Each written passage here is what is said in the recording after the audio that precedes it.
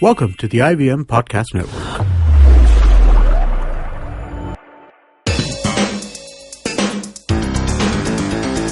You're listening to TFG Football. What's up, everyone? Here we are once again. We've joined in the studio to give you all the updates of TFG, Indian football that's happening everywhere. Now, in the studio, as usual, Kevin is joining me. But if you heard yesterday's show, Chiranjeev did mention that he'll be traveling to Bangalore. And if you didn't, he is in Bangalore right now. So he's joining us via Skype, so the usual disclaimer that goes out. There might be a bit of disturbance. Please bear with us because we have a lot of communication today to talk about, a lot of discussions and everything. Now, the first of all, something that broke out was the under-17 coach that we've all been waiting. We knew that, Stephen Constantine was all ready. He said that probably for now I can train them and everything, and that's happening. And the kids look very happy as well. So here is what the news broke out. So he's a Portuguese coach, former player and a veteran coach that goes by the name Luis de Matos. It also says that he's been assistant coach to Jose Mourinho at Sporting Lisbon. So Chiranjeev, do you think this Sporting Lisbon Academy, not the... Oh yeah. So what do you have to say about this? But there's no official announcement as of now. It's going to happen. It's a good choice in the end. I mean, on short notice, a lot of things could have gone wrong. I mean, we should sort of consider ourselves lucky we got such a high-profile coach, applying for this. He's been active in coaching for almost 30 years. And, he's managed some big clubs. He's also managed the Portugal under-21 team. So he knows what it's like, taking charge of a developmental side. So I'm not exactly sure how much difference it's going to make. Like, the last couple of years, this team has gone through the grind, and I think they're where they can be. They're going to max out pretty soon. So we shouldn't really expect the world out of this team because the last few years they have been going through the grind. They know their role. So if it was somebody like Stephen Constantine who came and took charge for the last few months, things would have probably been the same. So, it's good that we got a very experienced coach who's coming in and taking us through the last few months.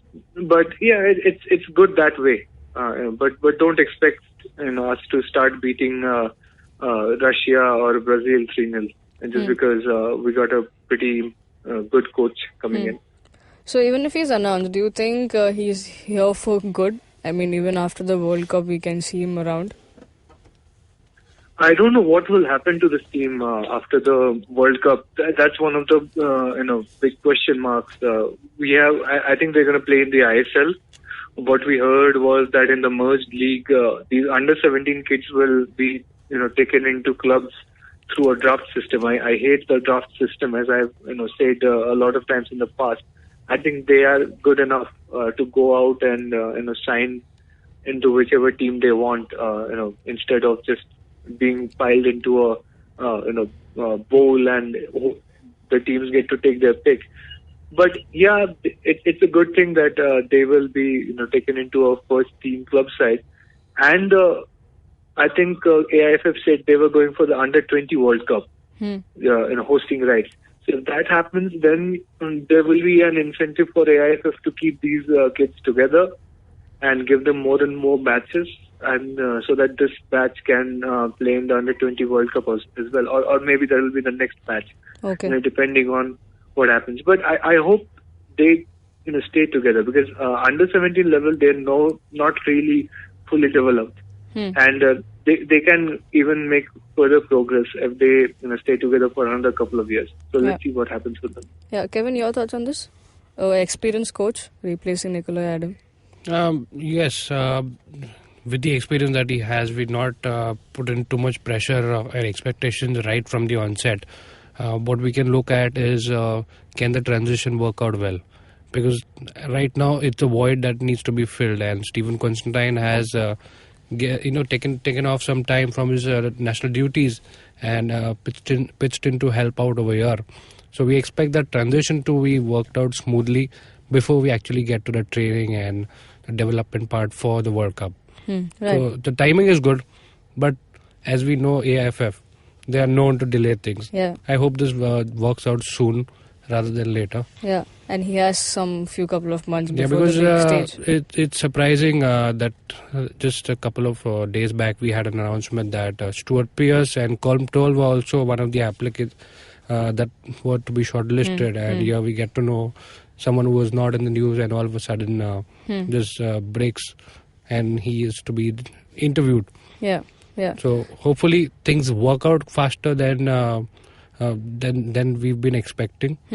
Right, fair points.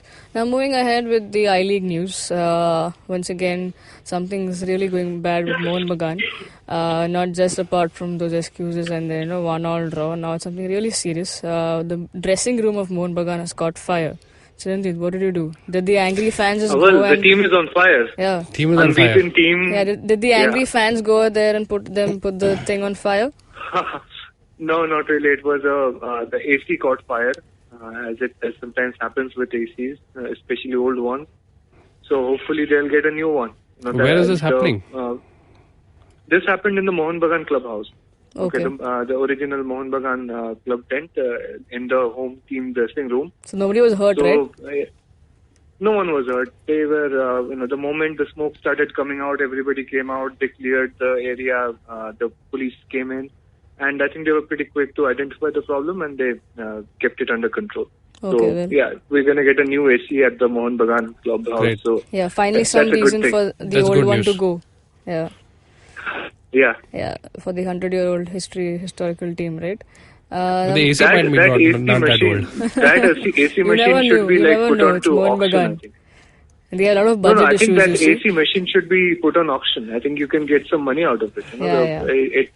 It's part of club history now. Yeah, exactly. Yeah, so you should take a photo and put on the group. You will have bidders ASAP. Yeah. Now the other team from Kolkata, East Bengal's player Willis Plaza, who's been really instrumental for their team's success. I mean, their run so far, along with Wedson. Now we didn't know about this. He suffered an injury, but he's set to miss the Saturday's match. Now, that is a huge blow for East Bengal, who are trying to get back on winning ways, but they're playing Bengaluru at the Kantirava. So Chiranjit, what are the updates? Well, the moment he went down, I thought he was going to miss the next match. And I don't think it's just going to be the next match. It's going to be a couple of games at least. What worries me about Willis Plaza is that his injury reminds me of Balwant Singh's injury. Okay. So that happened last season, and Balwant Singh took months to get back to form. And we all know what arduous process that was. Just months of physical training and slow recovery under Garcia. So I hope it's not that bad. The club sources have said he's just taking medicine and resting up for this weekend. But yeah, groin injuries take a lot of time to heal. So let's just hope he gets back soon, because seriously, this is post-transfer window.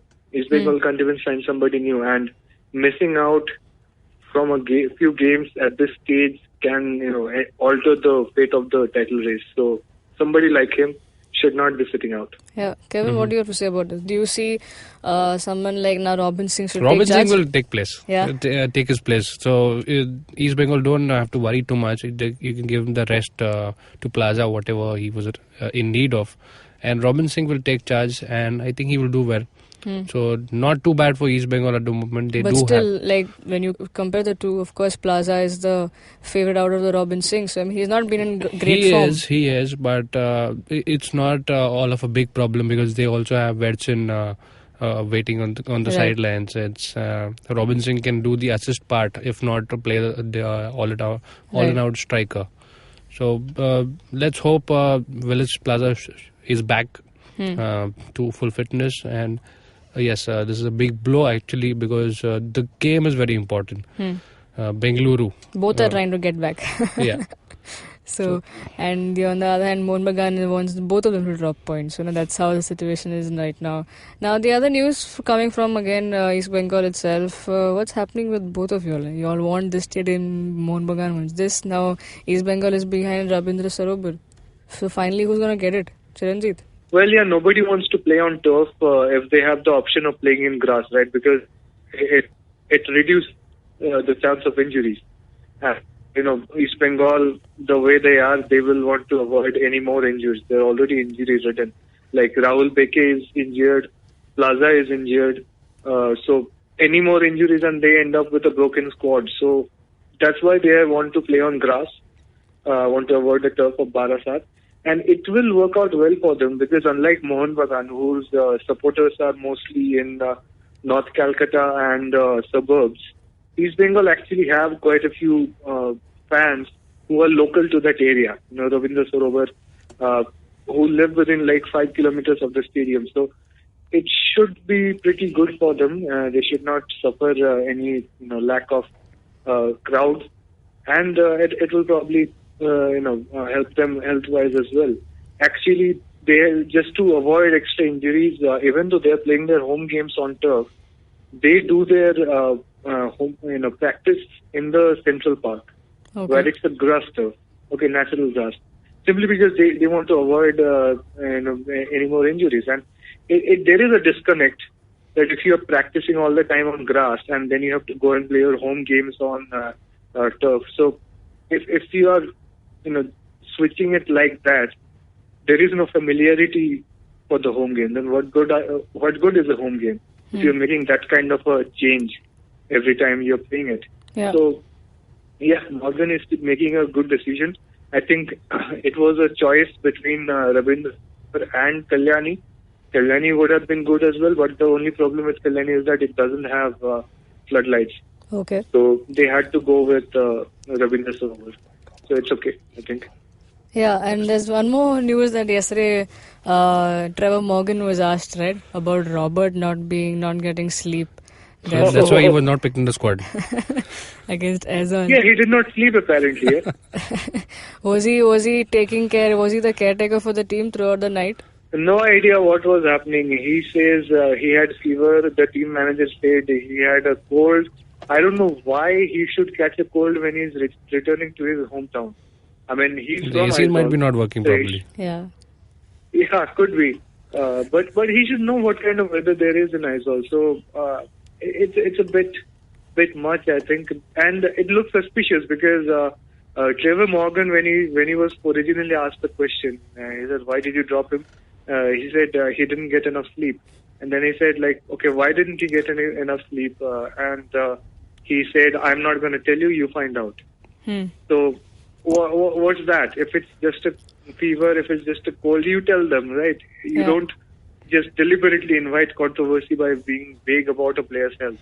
So that makes it sound like there is there may have been some much in the team. Maybe some another Avinash Ruidas kind of case.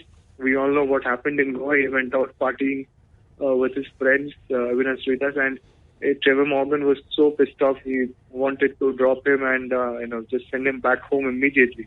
Yeah. So Morgan is a disciplinarian. He does not want his players to take a single foot outside the routine that he prescribes, and not sleeping the match day, the night before match day for whatever reason. It's obviously going to irk him, and obviously that's why he chose Narayan Das instead of Robert. Even though Robert was from Aizawl, he knew the ground, he knew the conditions. He was playing in front of his home crowd. The home crowd wanted to see him, right? So despite all that, and he was the better player. I think he's a much better left back than Narayan Das. So despite all that, he put his foot down and said, "Okay, you can't play." So yeah, he literally fell. Looks like he literally fell serious homesick. must have happened. Oh, here. He literally fell homesick. Yeah. Well, just to touch upon the final point on the stadium issues. Now, where does that leave Mohun Bagan play? The home ground. According to AFC rules, two clubs can play out of the same stadium. Okay. So that happens everywhere. Like there is a ground share in Madrid. Some clubs in England also share a stadium. So it's permitted. So that's why if Salt Lake Stadium comes back, both East Bengal and Mohun Bagan can show it as their home ground. So it's okay. It's fine. both teams can share Rabindra Sarobar. Wow, they don't share anything else. They're even sharing the point now, so they're sharing the ground as well. So much friendship, I must say. Well, they share the city. So I don't know if many people know this, but the fans in Kolkata know that 70, 80 years ago, East Bengal and Mohun Bagan used to play out of the same ground. That was before they became bitter rivals. So after that, they moved to separate grounds, but they are still in the same area. It's a 2-minute walk from one ground to another, and they have always played out of Salt Lake Stadium as well. So they have shared grounds. That's not a big deal. Obviously, they're not going to share the same values or identity, and they're not going to share the trophy with each other as well. So let's see. Well, we'll leave that to the end of the season and talk about it then. Now, as we said, we have an action-packed weekend coming up. We will talk about it tomorrow. Chiranjit will be joined with FNI to talk about the East Bengal-Bengaluru match. So that's all for today. So you know what to look forward to tomorrow.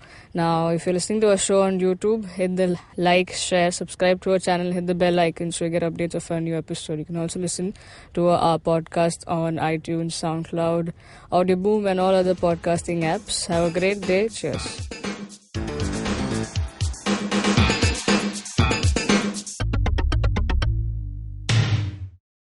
Hey man, just help me out, man. I need some podcasts, man. I haven't had a fix in a week. Just need some. Don't you worry about it. I got podcasts galore for you, man. Just go to ivmpodcast.com. You can also find us on Facebook, Twitter, and Instagram. Thanks, man. I'm gonna check it out.